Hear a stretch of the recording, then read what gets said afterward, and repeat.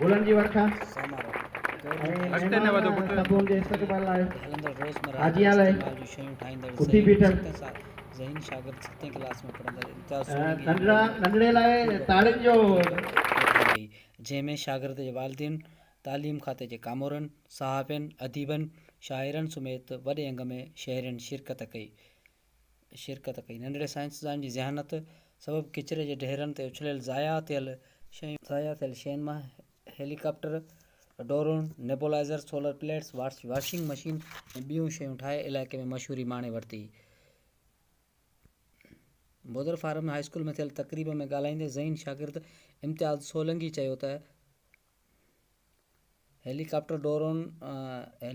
Drone nebuliser solar plates washing मशीनूं ऐं ॿियूं शयूं मूं पंहिंजे दिमाग़ सां नाकारा किचिरे जे ढेर ते उछलायल शयुनि मंझां गॾु करे ठाहियूं आहिनि। इम्तियाज़ सोलंगी चयो त अगरि मुंहिंजी गवर्नमेंट तरफ़ां सपोर्ट कई वञे त इहे शयूं आऊं हवा में उॾारे बि सघां थो।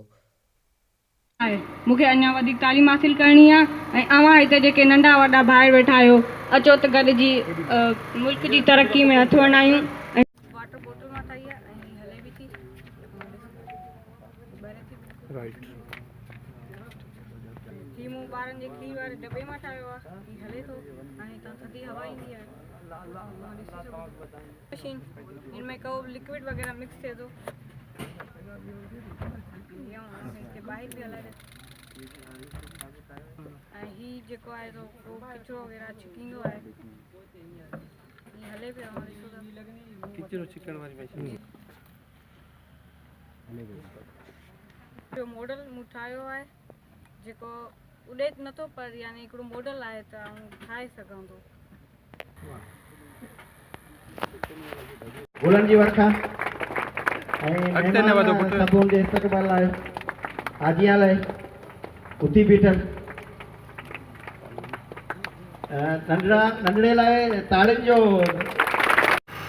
मां पंहिंजी स्टेज ते वेठल जेके मुंहिंजा रेस्पेक्टेबल साईं टीओ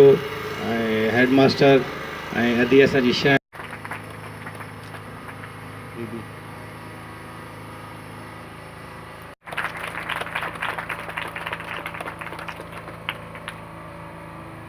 वाटर बोतल मां ठाही आहे ऐं हले बि थी राइट ही मूं ॿारनि जे खीर वारे दॿे मां ठाहियो आहे ही हले थो हाणे हितां थधी हवा ईंदी आहे मशीन इनमें को लिक्विड वग़ैरह मिक्स थिए थो ॿाहिरि बि हलाए ऐं हीउ जेको आहे किचिरो वग़ैरह छिकींदो आहे हीअ हले पियो किचिरो छिकण वारी मशीन जो मॉडल मूं ठाहियो आहे जेको उॾे नथो पर यानी हिकिड़ो मॉडल आहे त आऊं ठाहे सघां थो।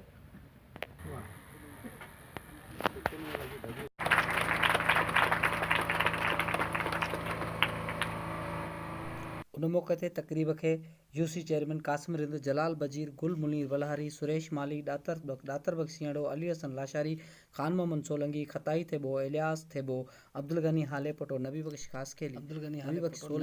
सोलंगी ऐं ॿियनि ख़िताब कंदे चयो त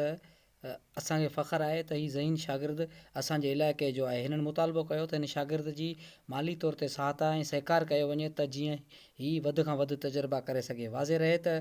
इम्तियाज़ सोलंगी हिकु ग़रीब पोरियत जो औलाद आहे ऐं हाई स्कूल बोदल फार्म में 7वीं क्लास जो शागिर्द आहे। हीअ तक़रीब हिकु समाजी तंज़ीम हाकड़ो कल्चर तरफ़ां संदसि मान में रखी वई हुई। तक़रीब रखाइण में प्रेस क्लब बोदल फार्म जो पिणु सहकार शामिल रहियो आहे। अमर मीडिया टीवी समारोह